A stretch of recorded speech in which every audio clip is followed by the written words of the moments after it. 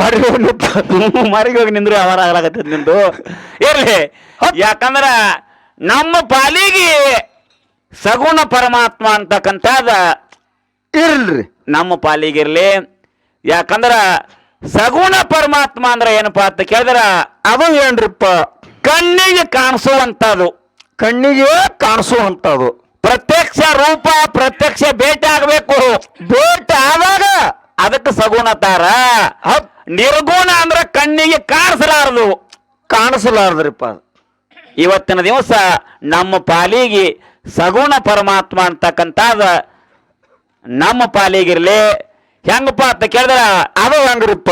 ಒಂದೇ ಒಂದು ಉದಾಹರಣೆ ಇವತ್ತಿನ ದಿವಸ ಕೊಡೋದು. ಹೆಂಗಂತ ಕೇಳಿದ್ರ ಒಂದು 4 ಕೊಡ್ರಿ.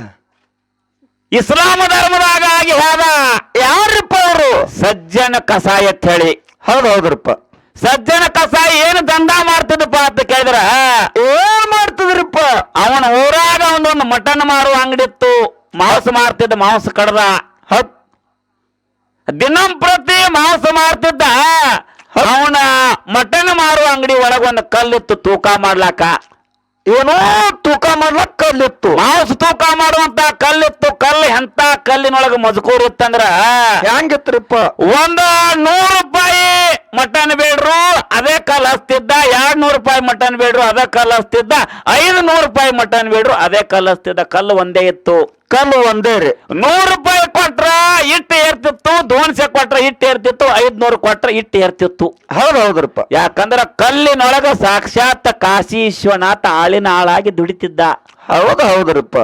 ಇಂಥ ಯಾರ್ಯಾದೊಳಗ ಒಬ್ಬ ಜಂಗಮ ಸ್ವಾಮಿ ಬಗಲಿಗೆ ಜೋಳಿಗೆ ಹಾಕೊಂಡ ಊರಾಗ ಹಿಟ್ಟಿನ ಭಿಕ್ಷೆ ನೀಡ್ಕೋತ ಇವನ ಅಂಗಡಿ ಮುಂದೆ ಬಂದ ನಿತ್ತ.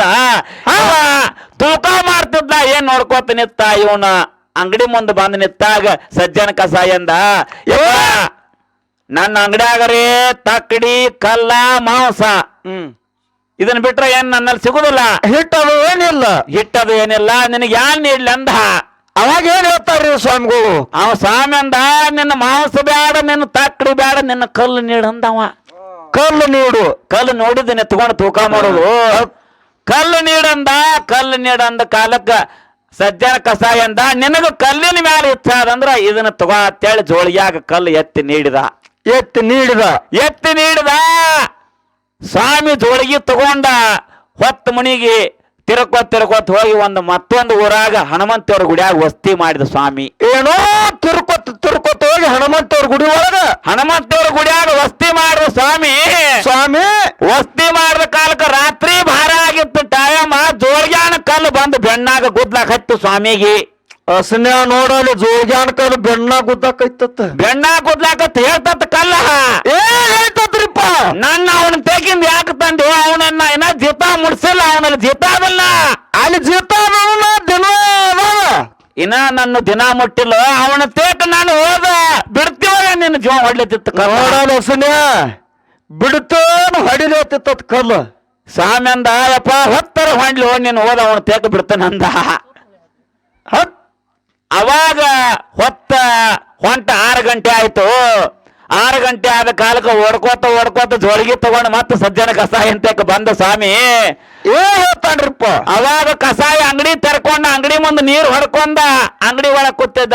ಏನಪ್ಪ ನಿನ್ನ ಕಲ್ಲು ಬೇಡ್ದಿ ಮತ್ತೆ ಹಿಂದ್ಯಾಕ ಬಂದಿ ತಕ್ಕಡಿಯರು ನೀಡ್ಲಿ ಏನಂದಿವ. ತಕ್ಕಡಿಯರು ನೀಡ್ಲಿ, 1-2 ಕಿಲೋ ಚಿಕನ್ ಕೊಡ್ಲು, ಮಟನರು ಕೊಡ್ಲನಂದ. ಅವಾಗ ಅವ ಅಂದ, ನಿನ್ನ ಮಟನ್ ಬ್ಯಾಡ, ನಿನ್ನ ತಕ್ಕಡಿ ಬ್ಯಾಡ, ಯಪ್ಪ ನಿನ್ನ ಕಲ್ಲು ನಿನ್ನ ಕಲ್ಲು ನೀ ತಗೋತೇಳಿ ಜೋಳ್ಗ್ಯಾನ ಕಲ್ಲು ಅವ ಕೊಟ್ಟ. ಎಷ್ಟೋ ಜನ ದಿಂಡಿ ಜನರು ಕಾಶಿ ವಿಶ್ವನಾಥನ ಕಡೆ ಹೊಂಟಿತ್ತು. ಹೊಂಟಿದ್ರಿಪ್ಪ. ಅವಾಗ ತನ್ನ ಮಟನ್ ಮಾರುವಂತ ಅಂಗಡಿ ಬಂದಿಟ್ಟ ಸಜ್ಜನ ಕಸಾಯಿ ಆ ದಿಂಡಿ ಜನರ ಜೋಡಿ ಇವನು ಕಾಶಿಗೆ ಹೊಂಟ ಕಾಶಿ ವಿಶ್ವನಾಥನ ಕಡೆ ಹೊಂಟ. 1 ದಿನ ಹೋಯ್ತು, 2 ದಿನ ಹೋಯ್ತು, 3 ದಿನ ಹಿಂಗ ನಡ್ಕೋತ ಪಾದಯಾತ್ರೆ ಹೊಂಟಿತ್ತು. ಒಂದು ಊರಾಗ ಹೊತ್ತು ಮಣಿಗಿತ್ತು. ಊರಾಗ ದಿಂಡಿ ಜನ ಎಲ್ಲ ಇಳ್ಕೋತು. ಎಲ್ಲೋ ಬಸವಣ್ಣಪ್ಪನ ಗುಡಿಯಾಗ, ಹನುಮಂತವ್ರ ಗುಡಿಯಾಗ ಎಲ್ಲ ಹಿಂಗ ಮಂದಿ ಒಂದೊಂದು ಗುಡಿಯಾಗ ಹೋಗಿ ಎಟ್ಟೆಡ್ ಜಾಗದ ಅಟ್ಟೆಲ್ಲ ಮಣ್ಕೊಂಡು ಬಿಡ್ತು ಹೋಗಿ ಮಂದಿ. ಹೌದ್ರಿಪ್ಪ. ಸಜ್ಜನ ಕಸಾಯಿ ಆ ಊರಾಗಿರ್ತಕ್ಕಂತ ಗೌಡ್ನ ಅಂಗಳದಾಗ ಕಟ್ಟಿ ಮ್ಯಾಲ ಹೋಗಿ ಕೂತ. ಅವಾಗ ಗೌಡ ಮನೆಯಾಗಿದ್ದಿದ್ದಿಲ್ಲ, ಎಲ್ಲೇ ಊರಿಗೆ ಹೋಗಿದ್ದ. ಗೌಡ್ತಿ ಮನೆಯಾಗಿದ್ದಳು. ಗೌಡ್ತಿ ತಾಳ ಸಜ್ಜನ ಕಸಾಯಿಗೆ, ಏನತ್ತಾರ್ರಿಪ್ಪ ಮಾತ ಯಪ್ಪ ಬಹಳ ದೂರಿಂದ ನಡ್ಕೋತ ಬಂದಂಗ ಕಾಣ್ತೀವ ಏನ ಆ ಗುಡಿಗೆ ಈ ಗುಡಿಗೆ ಹೋಗ್ಲಾಕ್ ಹೋಗ್ಬೇಡ ಒಂದ್ ರೊಟ್ಟಿ ಕೊಡ್ತಾನು ಊಟ ಮಾಡು ಒಂದ್ ಹಾಸಿಗೆ ಕೊಡ್ತಾನ ನಾನು ಇಲ್ಲೇ ನನ್ನ ಅಂಗಳ ಕಟ್ಟಿ ಮ್ಯಾಲ ಮನಕೋ ಅಂದ್ಲ ಗೌಡ್ತಿ. ಹೌದ್ರಿಪ್ಪ. ಅವಾಗ ಯಾಕೆ ಹೋಗ್ಲಾಕತ್ತೇಳಿ ಸಜ್ಜನ ಕಸಾಯಿ ಅಂದ ಕಾಲಕ್ಕ ಗೌಡ್ತಿ ಒಂದು ರೊಟ್ಟಿ ಕೊಟ್ಲು, ಊಟ ಮಾಡಿದ, ಒಂದು ಚೆರಿಗೆ ನೀರ ಕುಡ್ದ, ಯಾವಾಗಾಗಿ ಹಾಸಿಗೆ ಕೊಟ್ಲು ನೋಡು ಕಟ್ಟಿ ಮ್ಯಾಲ ಮಲ್ಕೊಂಡ ಸಜ್ಜನ ಕಸಾಯಿ. ಹೌದ್ರಿಪ್ಪ. ಸಜ್ಜನ ಕಸಾಯಿ ಬಹಳ ರೂಪವಂತಿದ್ದ, ಬಹಳ ಚಂದಿದ್ದ. ಗೌಡ ಮನೆಯಾಗಿದ್ದಿದ್ದಿಲ್ಲ. ಗೌಡ್ತಿ ಸಜ್ಜನ ಕಸಾಯಿ ನೋಡಿ ಬಹಳ ಒಂದ ರೂಪದಿಂದ ಆಸೆ ಆಯ್ತು. ಏನು ಆಸೆ ಆಯ್ತು ಗೌಡ್ತಿಗೆ. ರಾತ್ರಿ ಭಾರ ಆಗಿತ್ತು. ಗೌಡ್ತಿ ಮನ್ಯಾಗ ಮಕ್ಕೊಂಡಾಳ, ಅಂಗದಾಗ ಕಟ್ಟಿ ಮ್ಯಾಲ ಸಜ್ಜನ ಕಸಾಯಿ ಮಕ್ಕೊಂಡಿದ್ದ. ರಾತ್ರಿ ಭಾರ ಆದಾಗ ಬಾಗಲ ತೆರೆದ ಸಜ್ಜನ ಕಸಾಯಿ ಬಡ್ದು ಎಬ್ಬಿಸಲ್ ಗೌಡ್ತಿ. ಹೌದ್ರಿಪ್ಪ. ಬಡ್ದು ಎಬ್ಬಿಸಿದಾಗ ಕಸಾಯಿ ಅಂದ, ಯವ ಏನಾಗ್ಬೇಕಾಗೈತಿ, ಏನಾಗೈತಿ ಅಂದ. ಹೌದು. ಅವಾಗ ಗೌಡ್ತಿ ಅಂದಳು, ಏನೋ ಎಂತ ಚಂದದಿ ಎಂತ ರೂಪ ಅಂತಿದಿ, ನನ್ನ ಮಂಚಕ್ಕೆ ಬಾ ನಿನಗೆ ಬೇಡಿದ್ದು ಕೊಡ್ತೀನಿ ನಂದಳು ಗೌಡ್ತಿ. ಅವಾಗ ಏನ್ ಹೇಳ್ತಾರ್ರಿಪ್ಪ ಇವ್ ಸಜ್ಜನ ಕಸಾಯಿ? ಅವಾಗ ಕಸಾಯಿ ಅಂದ, ಯವ ಮತ್ತೊಬ್ರು ಹೆಣ್ಣು ಮಕ್ಕಳು ಅಂದ್ರೆ ನನ್ನ ಅಕ್ಕ ತಂಗ್ಯಾರ ತಿಳ್ಕೊಂಡನು ಆ ದಗದು ನನ್ನ ಕೈಲೇ ಆಗುದಿಲ್ಲ ಅಂದ ಕಸಾಯಿ. ಅವಾಗ ಏನ್ ಹೇಳ್ತಾರ್ರಿಪ್ಪ ಗೌಡ್ತಿ? ಅವಾಗ ಗೌಡ್ತಿ ಅಂದ್ರು, ಏನೋ ನನ್ನ ಸದಾ ತಿಳ್ಕೊಂಡೇನು ಈ ಊರಿಗೆ ಗೌಡನ ಹಾಡ್ತದಲ್ಲ. ಈ ಊರ ನಡಗ್ತೈತಿ. ನನ್ನ ಗೌಡನ ಮಾತು ಕೇಳ್ರಿ, ಈ ಊರ್ ನಡಗ್ತೈತಿ. ನನ್ನ ಮಾತು ಕೇಳಿ ಮಂಚಕ್ಕೆ ಬಂದಂದ್ರ ಸಹಿ, ಇಲ್ಲಿಕಂದ್ರ ನೈ. ಇಲ್ಲಾದ್ರೆ ನಿನ್ನ ಜೀವ ಉಳಿತದೇನು ಹೋಗ್ತದ ಗೊತ್ತಿಲ್ಲ ಅಂದ್ರೆ ಗೌಡ್ತಿ ಕಸಾಯ ಅಂದ, ನನ್ನ ಪ್ರಾಣ ಇಲ್ಲೇ ನಿನ್ನ ಅಂಗದಾಗ ಹೋದ್ರು ಸಹಿತ ಕರೆ ಅಂತ ಕೆಲಸ ಮಾಡುದಿಲ್ಲ ಅಂದ ಸಜ್ಜನ ಕಸಾಯ. ಅವಾಗ ಗೌಡ್ತಿ ಏನ್ ಹೇಳ್ತಾರ್ರಿಪ್ಪ? ಅವಾಗ ಗೌಡ್ತಿ ಅಂದಳು, ಕಟ್ಟಿ ಜಗದ ಹೊರಗೆ ಬಂದ ಅಂಗದಾಗ ನೆತ್ತುಕೊಂಡ ಜೋಡು ಬಬ್ಬಿ ಹೊಡೆದಳು. ಓಣ್ಯಾನ ಜನ ಎಲ್ಲ ಬಂದು ಕೂಡಿತು. ಹೌದ್ರಿಪ್ಪ. ಯಾನಾಗ್ಯದ ಗೌಡ್ತಿ, ಯಾನಾಗ್ಯದ ಗೌಡ್ತಿ ಅಂತೇಳಿ ಊರಾನ ಜನ ಎಲ್ಲ ಓಣ್ಯಾನ ಮಂದಿ ಎಲ್ಲ ಕೇಳಿದಾಗ ಅವಾಗ ಗೌಡ್ತಿ ಅಂದ ಮಾತು ಹೇಳ್ತಾಳ, ಏನ್ ಹೇಳ್ರಿ ಮಾತ? ನಮ್ಮ ಅಂಗಳದಾಗ ಬಂದು ಕಟ್ಟಿ ಮ್ಯಾಲ ಕೂತಾನ ತಿಳ್ಕೊಂಡು ಒಂದ್ ರೊಟ್ಟಿ ಕೊಟ್ಟು ಒಂದ್ ಚರಿಗೆ ನೀರು ಕೊಟ್ನಿ, ಮಕ್ಕಳಾಗ ಹಾಸಿಗೆ ಕೊಟ್ಟನು. ನಾನು ಬಾಗಲ ಬರ್ದ ನನ್ನ ಕೈ ಮುಟ್ಟ ಮೈ ಮುಟ್ಟ ಬರ್ಲಾಕತ್ತ, ನನ್ನ ಮಂಚ ಕೇಳಾಕತ್ತ ಅಂತ ಹೇಳು. ಅವಾಗ ಏನ್ ಹೇಳ್ತಾನ್ರಿಪ್ಪ? ಅವಾಗ ಊರಾನ ಜನ ಅಂದ್ರು, ಇಂಥ ಕೆಲಸ ನಿಮ್ ಮನ್ಯಾಗ ಮಾಡ್ಯಾನಂದ್ರ ಇವಂಗ ಏನು ಶಿಕ್ಷೆ ಕೊಡ್ನಂದ್ರು. ಮುಂದೆ ಏನಾಯ್ತ್ರಿಪ್ಪ? ಅವಾಗ ಗೌಡ್ತಿ ಅಂದಳು, ಮನ್ಯಾಗ ಗೌಡಂದು ದೊಡ್ಡದೊಂದು ತಲವಾರಿತ್ತು. ಓಣ್ಯಾನ ಮಂದಿ ಕೈಯಾಗ ತಂದು ಕೊಟ್ಲು. ನಾನು ಕೈ ಹಿಡಿದು ಜಗ್ಗ್ಯಾನಂದ್ರ ಇವನ ಕೈಲೇ ಕಡ್ದು ಬಿಡ್ರಿ ಅಂದ್ರೆ ಗೌಡ್ತಿ. ಅವಾಗ ಮುಂದೆ ಏನಾಯ್ತ್ರಿಪ್ಪ? ಈಕಿ ಮಾತು ನಂಬಿ ಓಣ್ಯಾನ ಜನ ಎಲ್ಲ ಕೂಡಿಕೊಂಡು ತಲವಾರದಿಂದ ಎರಡೂ ಕೈ ಕಡ್ದು ಬಿಟ್ರು ಸಜ್ಜನ ಕಸಾಯಿ. ಕಡ್ದರು ಸಜ್ಜನ ಕಸಾಯಿ ಕಡ್ದು ಬಿಟ್ರು. ಮಂಡಗಾಯಿ ತಗೊಂಡು ರಕ್ತ ಎಲ್ಲ ರಂಬಾರೋಳಿ ಆಯ್ತು. ಹೊತ್ತಿನ ಹೊಂಡಿಲ್ಲಾಗಿತ್ತು. ಅದೇ ಕಟ್ಟಿ ಮೇಲೆ ಮಲ್ಕೊಂಡ ಸಜ್ಜನ ಕಸಾಯಿ. ಹೌದು. ಮುಂಜಾನೆ 8 ಗಂಟೆಕ ಎದ್ದು ಎಲ್ಲಾ ದಿಂಡಿ ಜನ ಮತ್ತೆ ಕಾಶಿ ವಿಶ್ವನಾಥನ ಕಡೆ ಹೊಂಡಿತು. ಇವ ಹಿಂದಿಂದ ರಕ್ತ ಸೋರಿಸಿ ಆಡ್ಕೊತ ಮಂಡಗಾಯಿ ತಗೊಂಡು ಇವನು ಅವ್ರ ಬೆನ್ನ ಹತ್ತಿದ. ಮುಂದೇನಾಯ್ತ್ರಿಪ್ಪ? ಮುಂದ ಕಾಶಿ ಸನೇಕ ಬತ್ತು. ಕಾಶಿ ವಿಶ್ವನಾಥ ಸೇವಕರಿಗತ್ತಾನ, ಏನಂತಾನ್ರಿ ಮಾತ? ಈ ಏನು ದಿಂಡಿ ಜನ ಬರ್ಲಾಕತ್ತೇವರು, ಇವ್ರನ್ನೆಲ್ಲಾರನು ಬಿಡ್ರಿ, ಒಬ್ಬ ರಕ್ತ ಸೋರ್ಸಾಡ್ಕೊತ ಮಂಡಗೈ ತಗೊಂಡ ಹಿಂದ ಬರ್ಲಾಕತ್ತಾನ. ಅವನ ಅಡ್ಡ ಪಲ್ಲಕ್ಕೆ ಕುಂಡ್ರಿಸ್ಕೊಂಡು ಬರ್ರಿ ಅಂದ ವಿಶ್ವನಾಥ. ಮುಂದೇನಾಯ್ತ್ರಿಪ್ಪ? ವಿಶ್ವನಾಥ ಅಡ್ಡ ಪಲ್ಲಕ್ಕಾಗ ತಗೊಂಬರಂದಾಗ ಸೇವಕರೆಲ್ಲಾರು ಕೂಡಿ ಲಾಸ್ಟ್ ದಂಡಿಗಿದ್ದಂತ ಕಸಾಯಿನ ಅಡ್ಡ ಪಲ್ಲಕ್ಕಾಗ ತಗೊಂಡು ಬಂದ ವಿಶ್ವನಾಥನ ಮುಂದೆ ತಂದು ಇಳಿಸಿದರು. ಮುಂದೇನಾಯ್ತ್ರಿಪ್ಪ? ಅವಾಗ ಸಜ್ಜನ ಕಸಾಯ ತಾನ ವಿಶ್ವನಾಥಗ ಏನತ್ತಾನ್ರಿ ಮಾತ? ಯಪ್ಪ ಭಗವಂತ, ನಿನ್ನ ಮ್ಯಾಲ ನಂಬಿಕೆ ಇಟ್ಟು ನಿನಗ ಪ್ರತ್ಯಕ್ಷ ಭೇಟಿ ಆಗ್ಬೇಕಂತೇಳಿ ನಿನ್ನಂತೆಗೆ ಬರು ಹೇಳದಾಗ ನಾ ಏನು ತಪ್ಪು ಮಾಡಿನಂತೇಳಿ ನನ್ನ ಕೈ ಕಡಿಸಿದೆ ಓ ವಿಶ್ವನಾಥ ಅಂದ ಕಸಾಯಿ. ಮುಂದೇನಾಯ್ತ್ರಿಪ್ಪ ಮ್ಯಾಲ? ಅವಾಗ ಸಜ್ಜನ ಕಸಾಯಿಗೆ ಮಾತು ಹೇಳ್ತಾನ ವಿಶ್ವನಾಥ, ಏನ್ ಹೇಳ್ತಾನ್ರಿ ಮಾತ?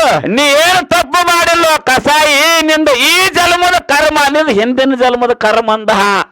ಏನು ಈ ಜನ್ಮದ ಕರ್ಮ ಅಲ್ಲ, ಹಿಂದಿನ ಜನ್ಮದ ಕರ್ಮ. ಹಿಂದಿನ ಜನ್ಮದ ಕರ್ಮ ಏನ ಕರ್ಮ ಚಂದ ಕಸಾಯಿ ಹೇಳ್ತಾನ ವಿಶ್ವನಾಥ. ಏನ್ ಹೇಳ್ತಾನ್ರಿ? ಹಿಂದಿನ ಜನ್ಮದಾಗ ಒಬ್ಬ ಕಟ್ಟಕ ಆಕಳ ತಗೊಂಡು ನಿನ್ನ ಮನಿ ಮುಂದೆ ಹಾದು ಹೊಂಟಿದ್ದ.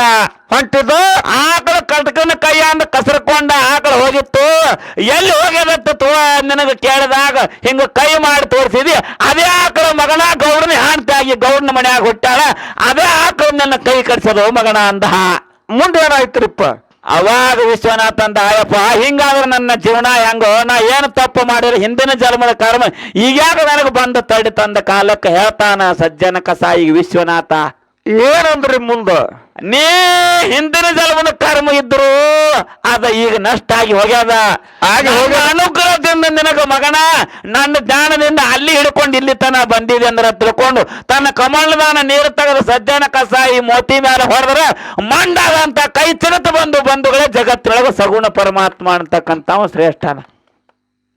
ಹೌದೌದ್ರಪ್ಪ, ಏನು ಕಾಣಿಸುವಂತ ದೇವ್ರ ಕೊಟ್ಟ ಮಂಡಾದಂತ ಕೈ ವಿಶ್ವನಾಥನ ಪುಣ್ಯದಿಂದ ಹೊಳಿ ಚಿಗತ ಬಂದಾವ ಸಜ್ಜನ ಕಸಾಯಿವು.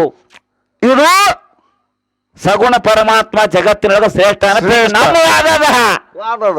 ಇನ್ನ ನಮ್ಮ ಹಿರಿಯ ಕಲಾವಂತರು ಕಣ್ಣಿಗೆ ಕಾಣಿಸಬಾರ್ದವ, ಅವರು ಕೆಲಸ ಮಾಡಿರ್ಬೇಕು. ಏನೋ ಕಣ್ಣಿಗೆ ಕಾಣಿಸಬಾರ್ದು, ಕೆಲಸರೇ ಆಗಿರ್ಬೇಕು. ಕೆಲಸರೇ ಆಗಿರ್ಬೇಕು. ಇದು ಹೆಂಗೋ ಸನಿ ಅಲ್ಲಿ ಕಾತ್ಲೈತಪ್ಪ ಹುನು ಕಡ ಇಲ್ಲಿ ವಾರ ತೊಗರಿಯಾಗ ಹೆಂಗೋ